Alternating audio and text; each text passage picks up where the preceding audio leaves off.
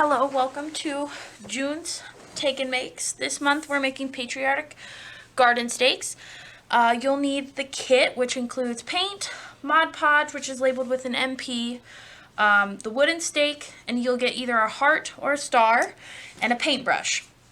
You also need glue, either hot glue, or Elmer's glue will most likely work. So you'll want to paint it whatever design you choose. I obviously went with the patriotic theme to get ready for the 4th of July. You'll want to make sure you paint it, let it dry completely, clean your brush between different paints, and apply several thin layers of Mod Podge on top to protect it from the elements, as it will probably be outside in your garden. And once you've completely painted it, you paint the wooden stake as well if you'd like. You'll just put some glue on the back of it and glue that wooden stake to whichever wooden piece you've gotten. We'd love to see what you come up with.